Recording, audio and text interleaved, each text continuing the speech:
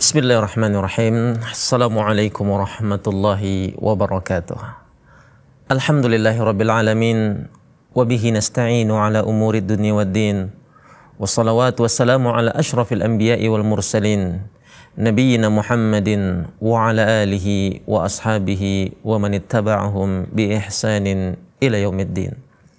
Sahabat Salam TV dimanapun Anda berada, kita bertemu lagi dalam sesi yang kita tunggu-tunggu ini.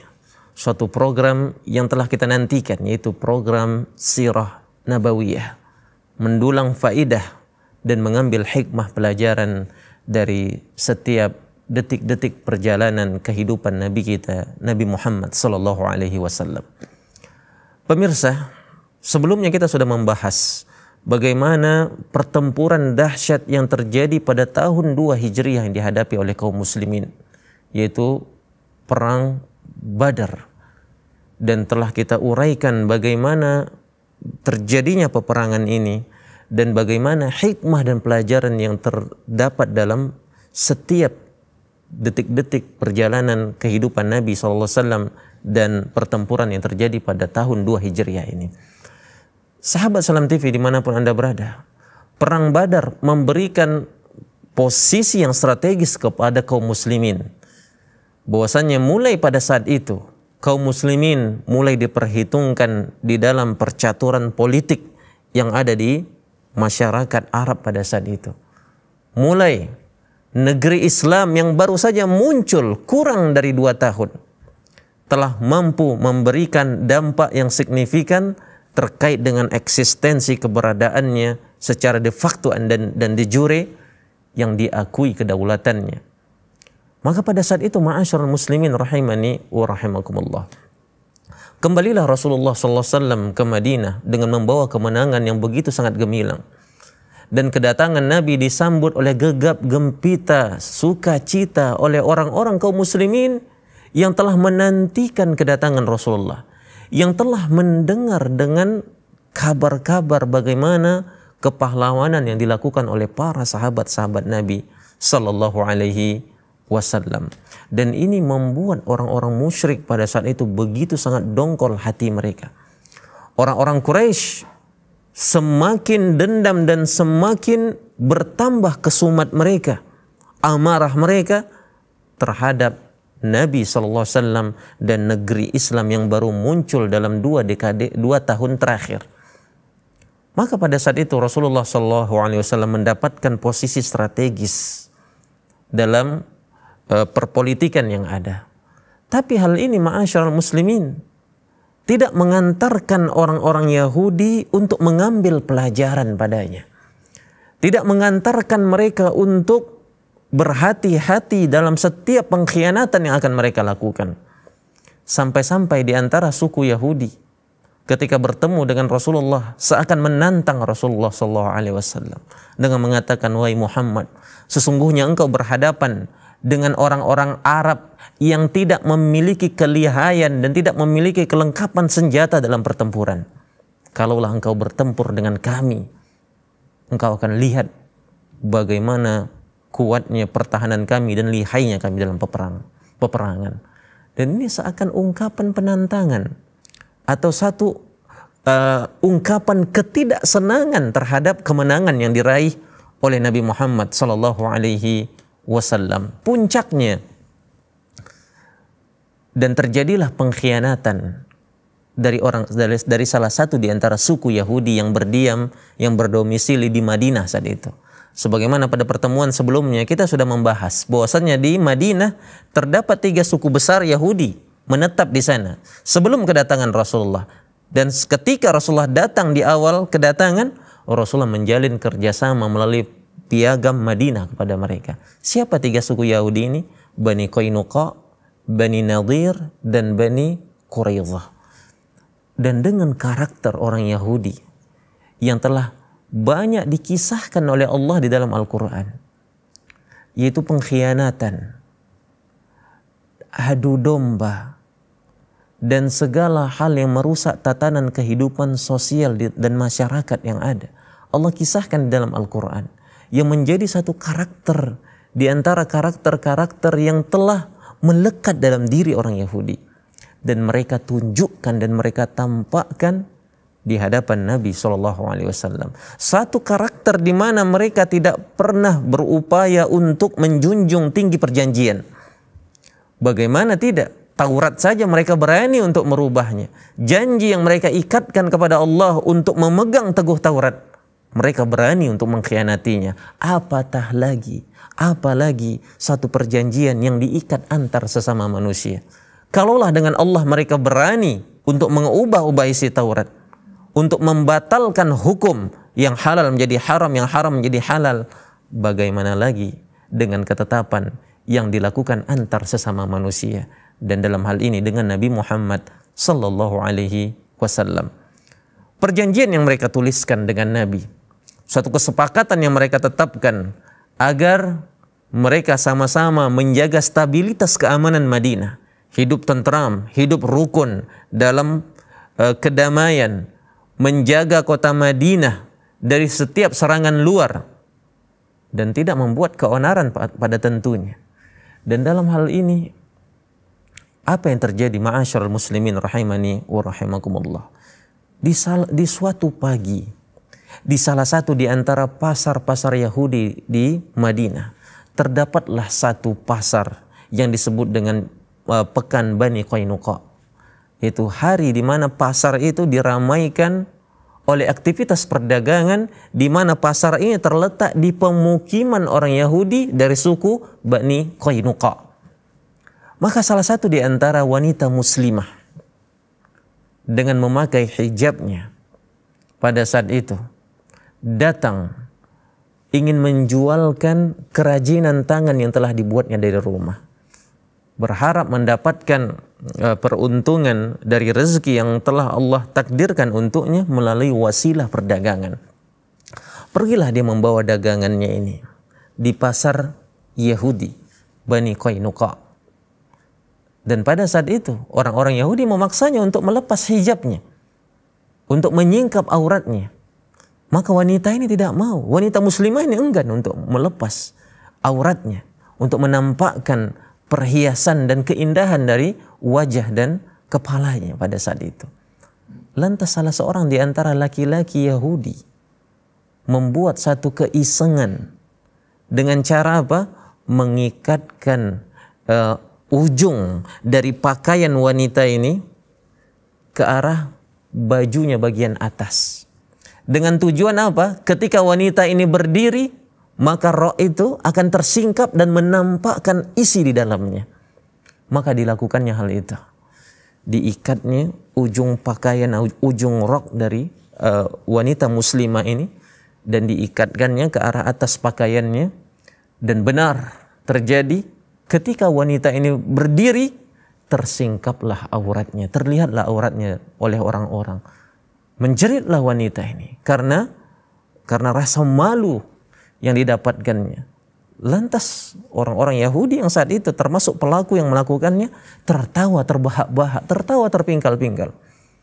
Melihat seorang wanita muslimah dilecehkan, salah satu di antara laki-laki muslim yang ada pada saat itu berdiri dan menghantam laki-laki Yahudi yang melakukan pelecehan tersebut.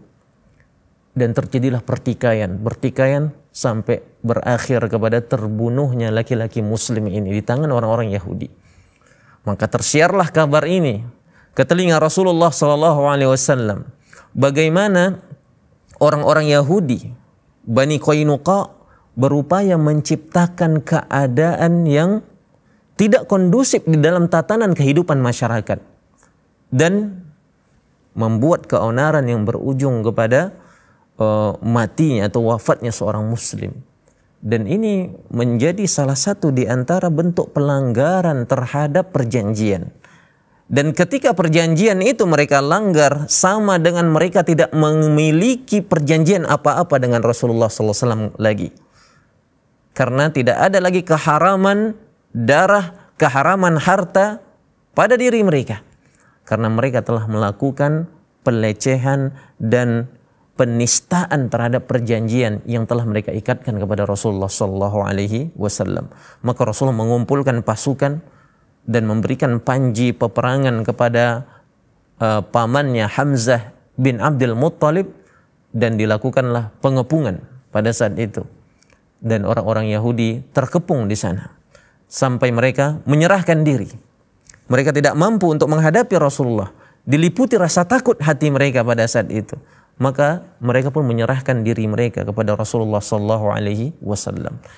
Dan ketika dalam hal itu Rasulullah ingin memutuskan putusan untuk mereka, datanglah salah satu di antara gembong barisan orang-orang munafik di Madinah.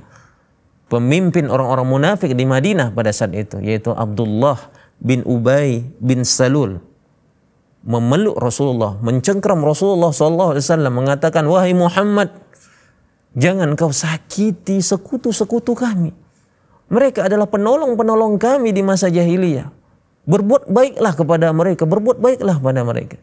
Dia melihat aspek pada pribadi dia, tidak melihat pada aspek yang lebih menyeluruh, bahwasanya Yahudi ini telah berupaya untuk memecah belah barisan kaum muslimin. Bahkan mereka berani dalam satu komplotan untuk menantang Rasulullah Sallallahu Alaihi Wasallam. Maka melihat ini dan bagaimana sikap dari Abdullah bin Ubay bin Salul pada saat itu, Rasulullah Sallallahu Alaihi Wasallam pun memberikan pengampunan untuk orang-orang Bani Qainuqa dengan pengusiran dari kota Madinah. Maka mereka terusir dari kota Madinah dan tidak boleh membawa barang kecuali sesuatu yang bisa mereka pakai dan sesuatu yang bisa mereka angkut dengan unta mereka pada saat itu.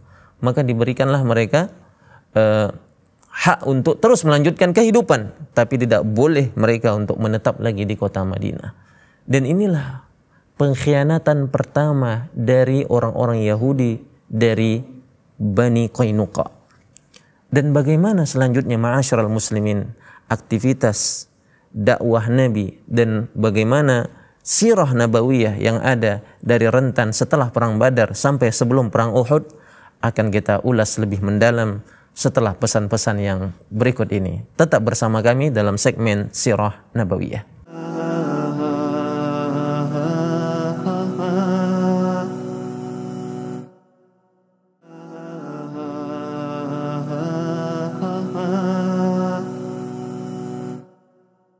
Bismillahirrahmanirrahim. Alhamdulillah wassalatu wassalamu ala Rasulillah alladzi la nabiyya ba'da, amma ba'd. Sahabat Salam TV dimanapun Anda berada, apa yang terjadi dalam fase pasca perang Badar dan sebelum perang Uhud?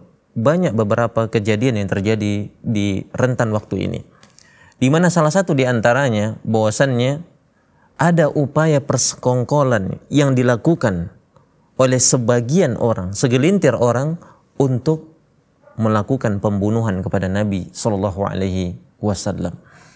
Dan tantangan ini, bahaya ini didapatkan oleh Nabi Sallallahu Alaihi Wasallam berawal dari salah satu di antara orang Mekkah yang menderita kekalahan pada saat itu, di mana anaknya tewas dalam anaknya tertawan dalam pertempuran dalam perang Badar. Dan begitu juga Sofwan bin Umayyah mendapati ayahnya, kerabatnya wafat di dalam perang Badar pada saat itu. Lantas pada saat itu Wahab ataupun Umair bin Wahab al-Jumahi suatu ketika duduk bersama salah satu di antara sahabatnya Sofwan bin Umayyah. Ketika itu mereka berada di Masjidil Haram, mereka bercerita.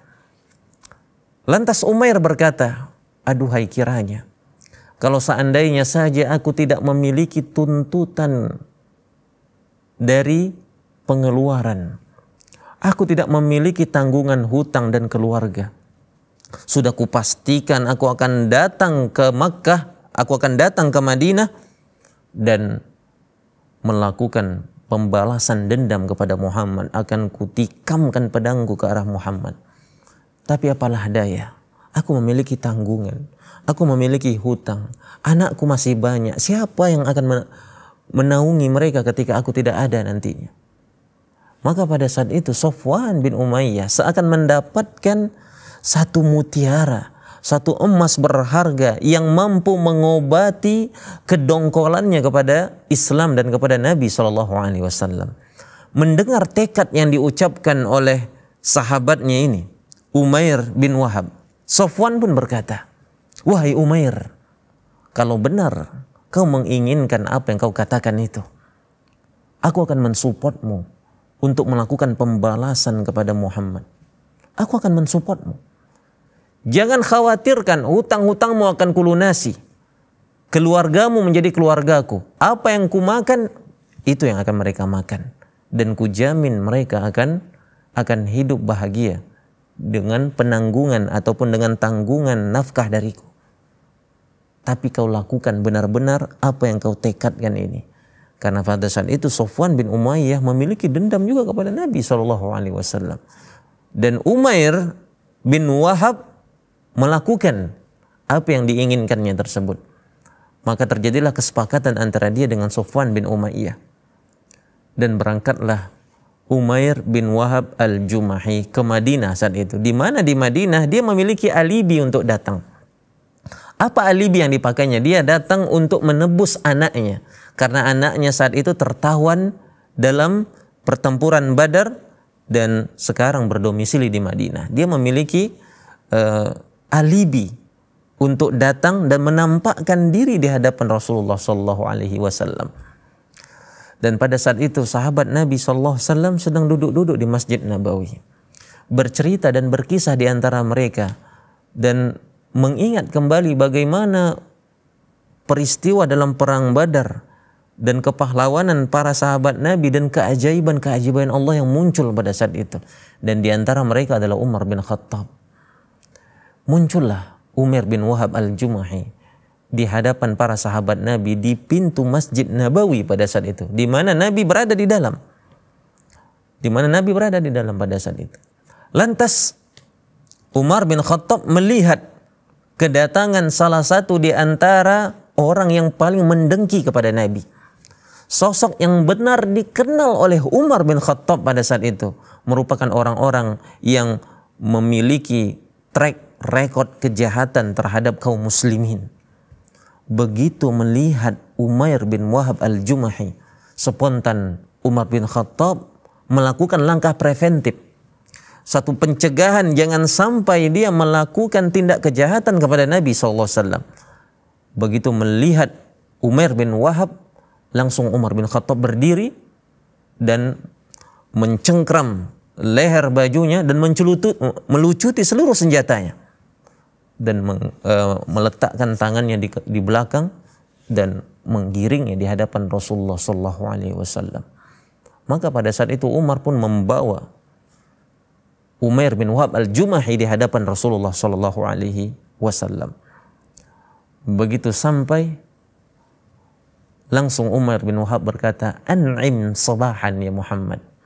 Satu penghormatan ala masyarakat jahiliyah pada saat itu. "An'im sabahan ya Muhammad." Lantas pada saat itu Rasulullah berkata, "Kami telah diberikan penghormatan yang lebih baik dan lebih mulia daripada apa yang kau katakan itu. Suatu pemuliaan dari Allah untuk kami dengan ucapan Assalamualaikum." Maka dia pun berkata sinis kepada Nabi SAW. Dan pada saat itu Nabi berkata, "Wahai Umair, apa maksud dan tujuanmu datang kemari? Utarakan apa keinginanmu?" Maka Umair berkata, "Wahai Muhammad, tidak lain tidak bukan tujuanku untuk menebus anakku yang tertawan padamu." Maka di awalnya ditutupinya, dirahasiakannya apa keinginan di hatinya dan apa yang telah disepakatinya dengan Safwan bin Umayyah ketika di Makkah pada saat itu. Lantas Rasulullah SAW sebelumnya telah dikabarkan oleh Allah Subhanahu wa taala melalui perantara malaikat Jibril maksud dan tujuan dari kedatangan Umair bin Wahab al-Jumahi ini, dan bagaimana dialog dan diskusi yang dikatakannya bersama Safwan bin Umayyah sebelumnya. Perjanjian untuk melunasi hutang-hutang dan menanggung keluarga Umair ketika dia berhasil mengeksekusi Nabi Muhammad SAW, kalau seandainya dia pun tewas terbunuh.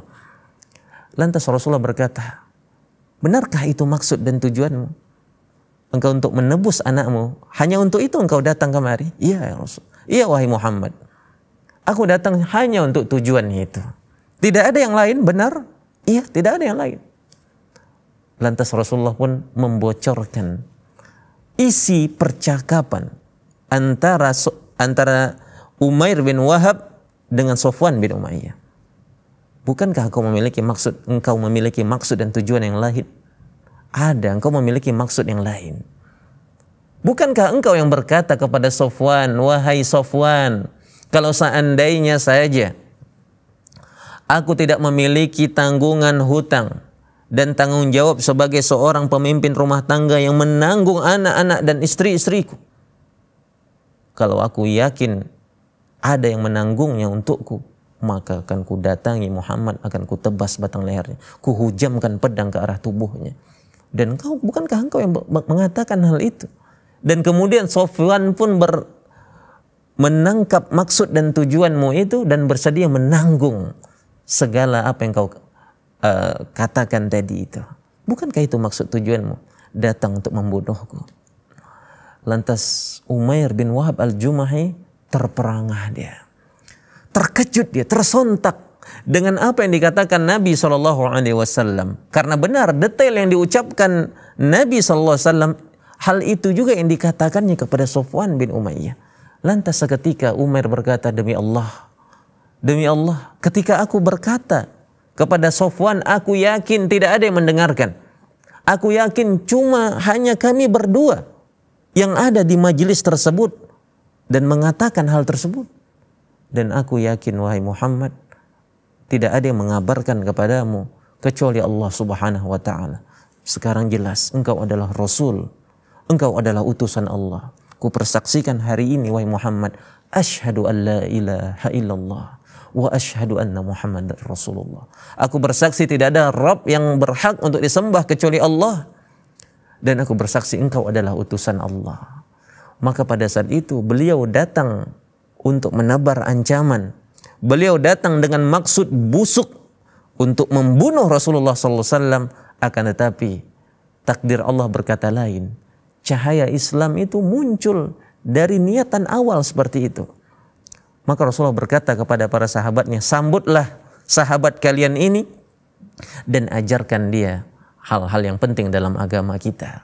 Maka dia pun disambut. Umar bin Khattab yang tadinya bersikap kasar kepada Umair, maka pada saat itu Umar bin Khattab pun menjadi orang yang pertama mengucapkan selamat kepadanya dan menyambut hangat akan keislamannya. Dan belajarlah beliau bersama para sahabat di sisi Rasulullah SAW.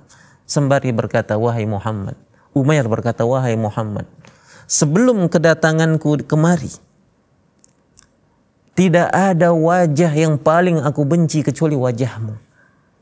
Namun pada hari ini, tidak ada wajah yang paling aku cintai di atas dunia ini kecuali wajahmu wahai Muhammad. Dan pada saat itu Umair pun berkata kepada Rasulullah, ya Rasulullah, izinkan aku untuk berdakwah. Izinkan aku untuk menebar kebaikan, menebar cahaya Islam di tengah Makkah saat itu. Sebagaimana dahulu aku mencoba untuk memadamkannya. Maka Rasulullah di awalnya memerintahkan Umair untuk fokus dulu untuk menuntut ilmu. Untuk menggali dan mempelajari, menghafal bagian-bagian penting dalam agama. Mencoba untuk memahami bagian-bagian yang aspek yang sangat doruri, sangat prinsip di dalam Islam. Dan Rasul pun mengkadar Umair bin Wahab al-Jumahi pada saat itu. Beginilah konsep dakwah, ma'asyiral muslimin. Beginilah Islam mengajarkan kita untuk berdakwah, yaitu dakwah di atas ilmu. Dakwah bukan hanya modal semangat, akan tapi dakwah di atas basirah, di atas petunjuk yang nyata dari Al-Quran dan Sunnah. Maka Allah katakan jalan terbaik di dalam dakwah ini dalam surat Yusuf, Qul hadhihi sabili ad'u ila Allah ala basiratin ana wa man ittaba'ani. Katakanlah wahai Muhammad, inilah jalanku. Ad'u ila Allah, aku berdakwah kepada Allah ala basiratin, ana wa man ittaba'ani. Aku berdakwah di atas petunjuk. Begitu juga para pengikutku berdakwah di atas petunjuk. Maka kembalilah, dan saat itu Umair merasa sudah cukup perbekalan keilmuannya, dan Rasulullah pun mengirimkannya, mengizinkannya untuk berdakwah di Makkah. Dan kemudian beliau pun mendakwahkan dakwah Islam ke Makkah sampai Rasulullah menaklukkan kota Makkah pada saat itu. Lantas ma'asyiral muslimin rahimani wa rahimakumullah, kisah apa lagi yang terjadi dan momen apa yang terjadi antara setelah perang Badar dan sebelum perang Uhud akan kita nantikan pada edisi berikutnya, yaitu terkait dengan upaya pembunuhan yang akan dilakukan oleh orang-orang Yahudi kepada Nabi SAW dengan gubahan-gubahan syair-syair mereka. Maka dari itu tetap bersama kami dalam segmen Sirah Nabawiyah setelah pesan-pesan yang berikut ini.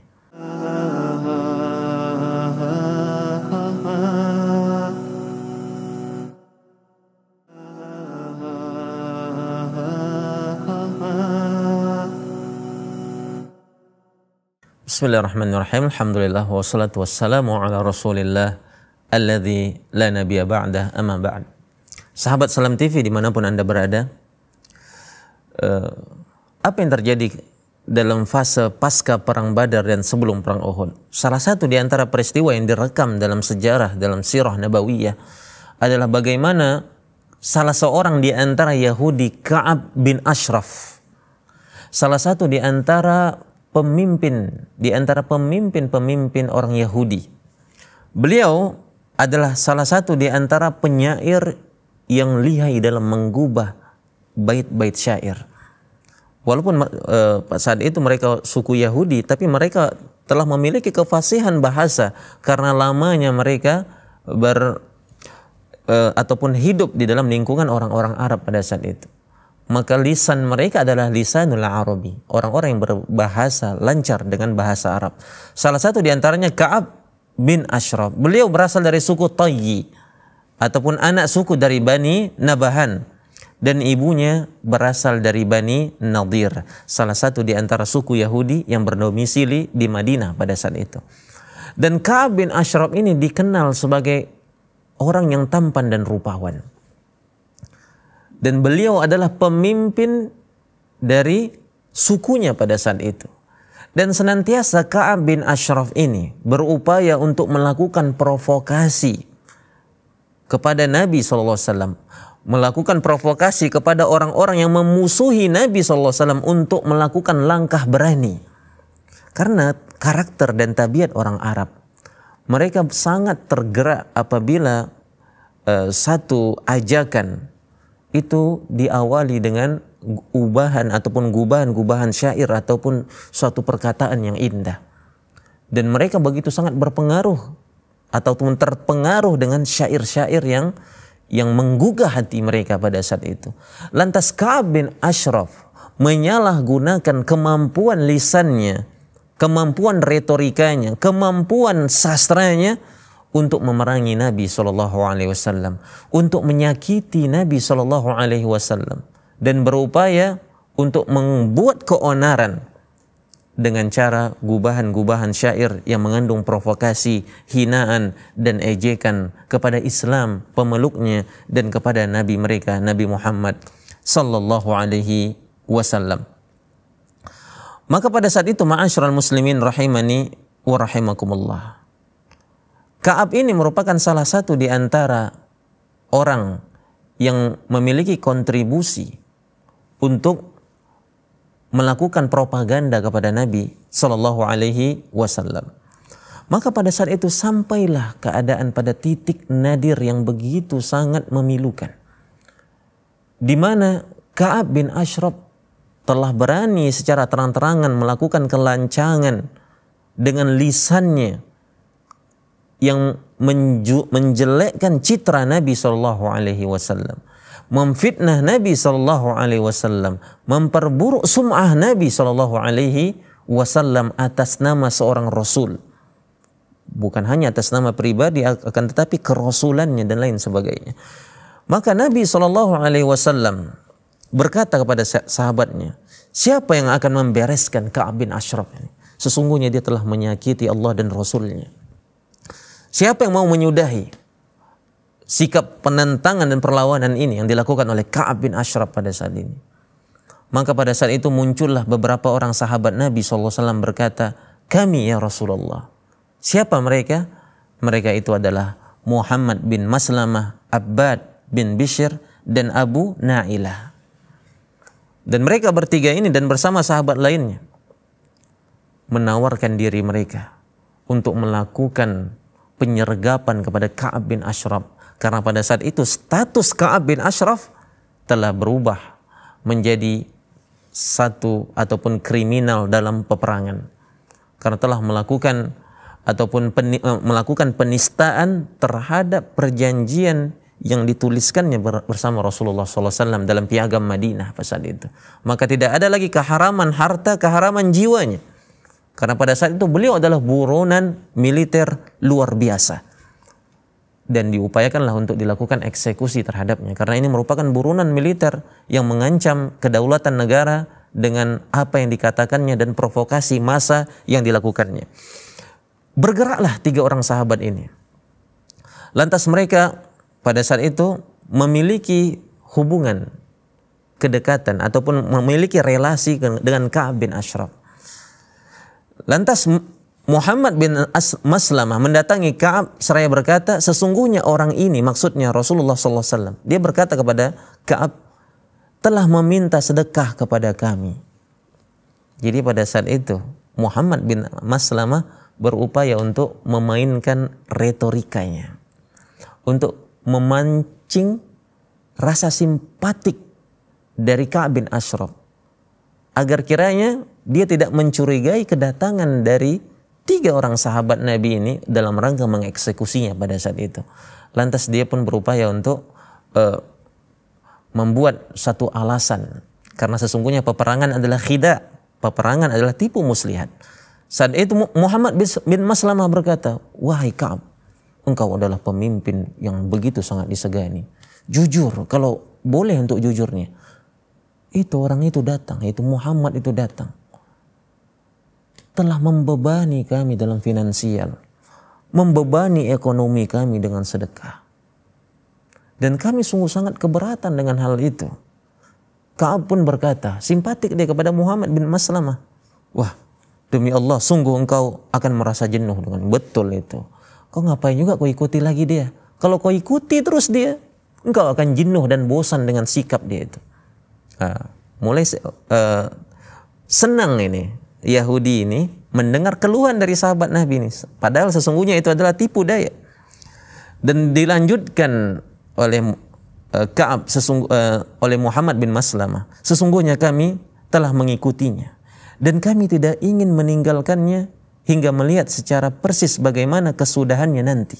Karena itu kami ingin engkau meminjamkan kepada kami barang 1 wasak atau 2 wasak, yaitu sejumlah uang untuk kami. Itu kata Muhammad bin Maslamah. Ka'ab menjawab, baiklah, kalau begitu berikanlah kepadaku sesuatu sebagai gadainya.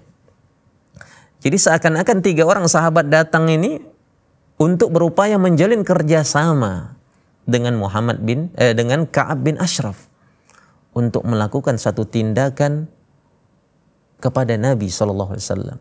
Dan hal ini disambut positif oleh Ka'ab bin Ashraf yang sebelumnya dia telah menyimpan dendam kusumat kepada Nabi. Dan ketika terjadi deal-dealan itu, Ka'ab bin Ashraf pun berkata, apa jaminannya untukku? Muhammad bin Maslamah berkata, apa yang kau inginkan? Pada saat itu Ka'ab bin Ashraf berkata, gadaikan saja wanita-wanita kalian, katanya. Lantas pada saat itu sahabat Nabi ini berkata, bagaimana mungkin kami menggadaikan wanita-wanita kami, padahal engkau ini adalah pria Arab yang paling tampan. Jawab Maslamah. Lantas Yahudi ini berkata, kalau begitu kalian gadaikan saja anak-anak kalian, katanya lagi. Muhammad bin Maslamah berkata, bagaimana mungkin juga kami menggadaikan anak-anak kami kepadamu, sebab kalau nanti ada salah seorang dari mereka dicela dan dikatakan kepadanya dia telah digadaikan senilai 1 wasak atau 2 wasak, ini tentunya aib besar bagi kami. Tapi yang ingin kami gadaikan kepadamu adalah senjata, jawab Maslamah. Lantas dia menjanjikan kepada Ka'ab akan membawa ke hadapannya. Dan pada saat itu Abu Nailah itu melakukan hal yang serupa dengan Ka'ab. Jadi mereka datang dalam upaya apa? Untuk meminjam uang. Ya. Mereka datang pada awalnya dalam rangka meminjamkan uang, mengeluhkan keadaan kemiskinan yang mereka dapatkan. So, ini sebagai rangkaian dari strategi agar jangan ada kecurigaan pada Ka'ab bin Ashraf. Dan masing-masing di antara mereka meminta kepada Ka'ab bin Ashraf untuk memberikan pinjaman. Dari Muhammad bin Maslamah, begitu juga Abu Nailah berkata kepada Ka'ab, kedatangan orang ini yakni Rasulullah di tengah kami merupakan bencana yang membuat bangsa Arab memusuhi kami, membidik anak panah kepada kami, dan kemudian terputuslah semua jalan bagi kami sehingga keluarga kami terlantar. Lantas kami mengalami kesusahan, kesulitan ekonomi, kesulitan finansial. Maka dari itu pinjamkanlah uang untuk kami. Maka di tengah percakapan itu Abu Nailah berkata, sesungguhnya bersamaku beberapa orang rekan yang seide denganku. Jadi pada awalnya mereka masuk satu persatu agar tidak ada kecurigaan di hati Ka'ab bin Ashraf pada saat itu. Rupanya Ibnu Maslamah dan Abu Nailah telah berhasil menggiring percakapan ini sesuai dengan strategi yang mereka tetapkan sebelumnya. Terbukti Ka'ab sama sekali tidak curiga kepada mereka, dan tidak curiga keduanya membawa senjata dan rekan-rekan mereka setelah terjadinya percakapan tersebut. Tidak ada kecurigaan oleh Ka'ab bin Ashraf pada saat itu. Apa yang terjadi? Pada suatu malam yang diterangi cahaya rembulan, yaitu malam 14 Rabiul Awal tahun ketiga Hijriah, berkumpullah satuan pasukan pilihan bersama Rasulullah SAW. Lalu beliau mengantar mereka hingga di Baqi al-Gharqad, tempat perkuburan para sahabat Nabi di Masjid Nabawi. Kemudian beliau memberikan pengarahan kepada mereka seraya berkata, berangkatlah dengan nama Allah, ya Allah tolonglah mereka. Kemudian beliau pulang ke rumah dan terus melakukan salat serta bermunajat kepada Rabbnya. Akhirnya satuan pasukan pilihan ini dapat memasuki benteng milik dari Ka'ab bin Ashraf. Selanjutnya Abu Nailah yang sebelumnya telah menjalin komunikasi kepada Ka'ab bin Ashraf memanggil si Yahudi ini. Lalu bangkitlah Ka'ab Yahudi ini untuk turun menemui mereka. Maka berangkatlah istrinya yang merupakan istri barunya. Hendak kemana engkau di waktu seperti ini, di malam hari yang gelap gulita ini? Aku mendengar suara darah yang tertumpah pada saat itu. Pada saat itu istri dari si Ka'ab telah memberikan nasihat untuk jangan bergerak, karena dia mencurigai ada terjadinya pertikaian di antara penjaga-penjaga pasukan mereka. Ka'ab berkata, itu tidak lain adalah saudaraku Muhammad bin Maslamah, dan begitu juga sahabatnya yang lain Abu Nailah. Sesungguhnya bila seorang yang terhormat dihadapkan kepada urusan penikaman, maka dia tidak akan menolak. Itu kalau mereka menantang dengan keburukan, apa boleh buat? Aku adalah seorang kesatria yang tangguh. Dan kemudian apa yang terjadi? Begitu nampak Muhammad bin Maslamah, dan terjadilah intens percakapan itu. Dan apa yang terjadi? Muhammad bin Maslamah melakukan, wahai Yahudi, wahai Ka'ab bin Ashraf, dengan kemuliaanmu ini, dengan pemberian yang kau berikan ini, bolehkah aku mencium kepalamu sebagai bentuk penghormatan? Iya boleh. Maka dia pun memberikan kepalanya ke hadapan Muhammad bin Maslamah. Maka dengan mudahnya Muhammad bin Maslamah mengeksekusi Ka'ab bin Ashraf pada saat itu, dan tewaslah salah satu di antara musuh besar Rasulullah SAW yang melakukan propaganda besar untuk melukai dan menyakiti Rasulullah dan merusak stabilitas keamanan Madinah pada saat itu. Ka'ab bin Ashraf namanya. Maka dengan itu berakhirlah pertempuran dengan Ka'ab bin Ashraf, dan berakhirlah edisi Sirah Nabawiyah kita pada pertemuan kali ini. Dan tetap membersamai kami di segmen Sirah Nabawiyah hanya di Salam TV. Kita akhiri dengan membaca doa kafaratul majelis. Subhanakallahumma wa bihamdika asyhadu an la ilaha illa anta astaghfiruka wa atubu ilaik. Assalamualaikum warahmatullahi wabarakatuh.